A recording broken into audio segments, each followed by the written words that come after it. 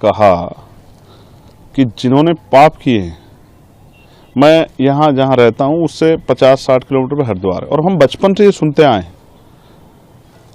हिंदू धर्म के धार्मिक गुरुओं से कि गंगा जी में जाके अपने पाप धो और पापों से मुक्ति ले लो। ना मैंने पाप किए, मैं तो अपने हक वंचित समाज को उनके पैरों पे खड़ा करने के लिए, उनके साथ जो जुल्म हो रहा है उसको रोकने के लिए काम कर रहा हूं। तो मुझे पाप धोने की जरूरत नहीं है।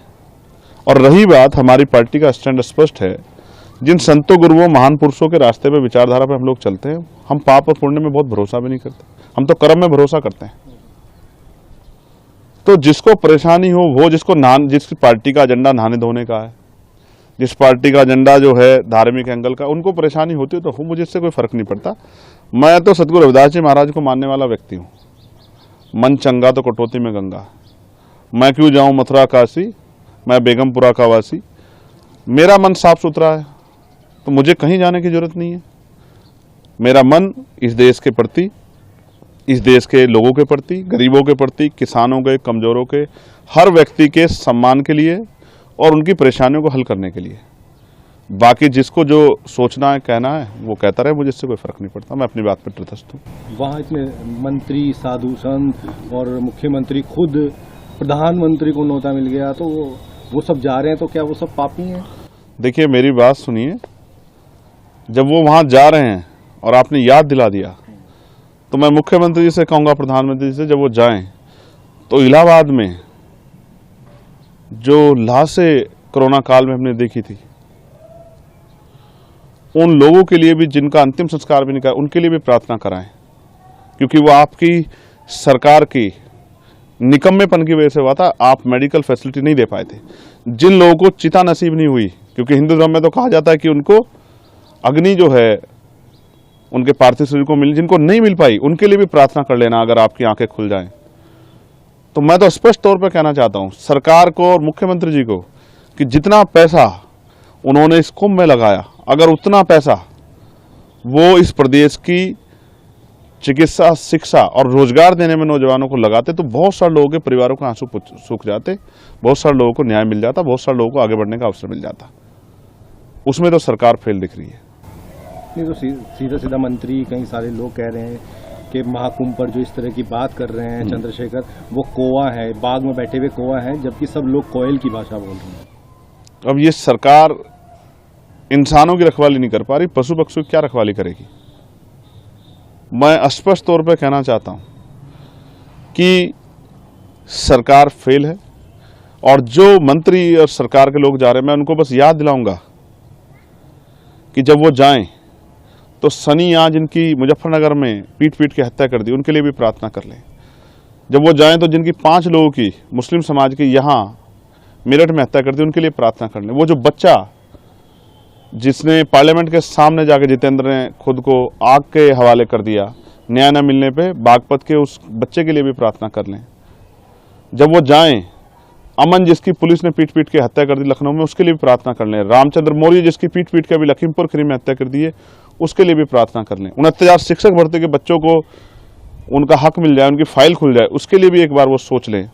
जो महिलाओं पर अन्याय अत्याचार हो रहा है, उसके बारे में भी सोच लें। किसानों के जो बुरे हाल है, किसान, हमारे नेता दल्लेवाल जी बैठे हैं जीवन मरण के बीच में, अपनी समस्याओं को लेकर किसानों, उनके लिए भी सोच लें।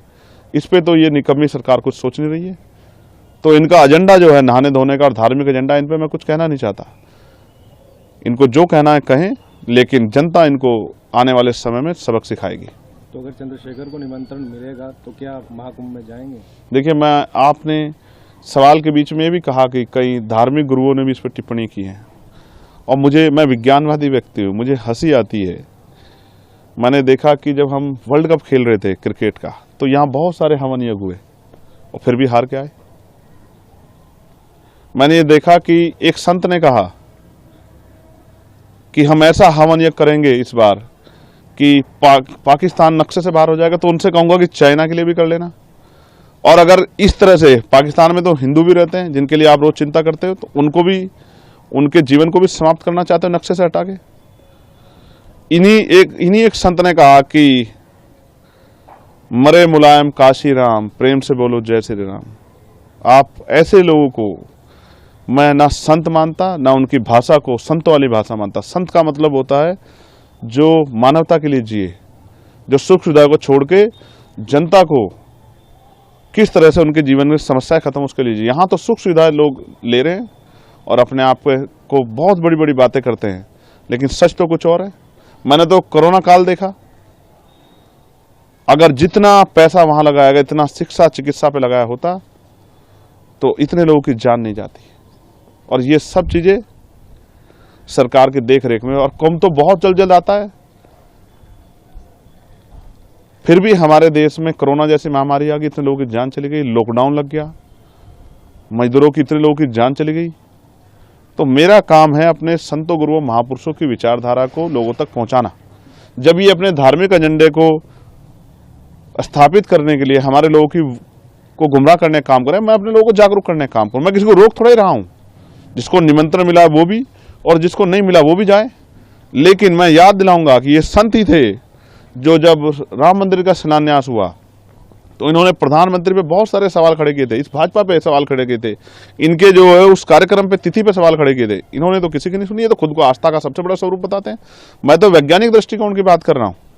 मान्यवर काशीराम साहब जो हमारे नेता हैं, मैं आखिरी तौर पर आपसे कह रहा हूँ, मैं उनको गुरु मानता हूँ, मैं उनका चेला। उन्होंने कहा, उन्होंने पंडाल लगाया, उन्होंने कहा जिनको इस जन्म में मुक्ति चाहिए, अपने दुखों का नाश करना है, वो हमारे साथ आ जाएं, और जिनको अगले जन्म की परवाह है वो कुंभ में चले जाएं। तो मैं तो इसलिए आपसे कहना चाहता हूं कि मान्यवर काशीराम साहब ने जो रास्ता दिखाया, अगर दलित, पिछड़े, आदिवासी, अल्पसंख्यक समाज के लोग, मुसलमान, जैन, सिख, बौद्ध, ईसाई, पारसी, उनके साथ जो हिंसा हो रही है, उनके साथ जो जुल्म हो रहा है, उनके अधिकारों पर जो हमला हो रहा है, अगर उनको अपनी समस्याओं से मुक्ति चाहिए, इस जीवन में अच्छा जीवन चाहिए आत्मसम्मान का, तो उनको आजाद समाज पार्टी के साथ, चंद्रशेखर के साथ आना चाहिए, तभी उनका भला हो सकता है। बाकी तो ये तो चलता रहेगा। सरकार जिस एजेंडे की सरकार है, जिस विचार सरकार, वो उस पर काम करेगी, और वो अपना काम कर रहे हैं, हम अपना काम कर रहे हैं। इससे किसी को परेशानी नहीं होनी चाहिए। और बाकी मैं सबकी आस्थाओं का सम्मान करता हूं। मैं तो संविधानवादी व्यक्ति हूं। मैंने किसी को कब कहा कि भाई आप जाओ ना जाओ। मैं तो ये कह रहा हूं कि मैं अपने गुरुओं संतों की बात पर खड़ा हूं। मन चंगा तो कटौती में गंगा, जिसका मन साफ सुथरा, उसको कहीं जाने की जरूरत नहीं। आप उसमें आपके बयान में कह रहे हैं कि जिसने पाप किया होगा वही जाएगा। तो मैं फिर आपको दोहराऊंगा, मैं यहाँ रहता हूँ, मुझसे 60 किलोमीटर पे हरिद्वार है, गंगा जी का स्नान करने लोग जाते हैं। ये हिंदू धर्म के धार्मिक गुरु ये भाषा बोलते हैं, कहते हैं यहाँ स्नान करोगे, डुबकी लगाओगे तो आपके पाप दूर हो जाएंगे, ये हवन यज्ञ करोगे तो आपके ग्रह सब ठीक हो जाएंगे, आपकी समस्याएं खत्म हो जाएंगी, आपका जीवन लंबा हो जाएगा। मैं तो वही बात कह रहा हूँ जो ये कहते हैं। मैंने क्या गलत कहा? लेकिन मैं नहाने धोने की राजनीति नहीं करता हूँ।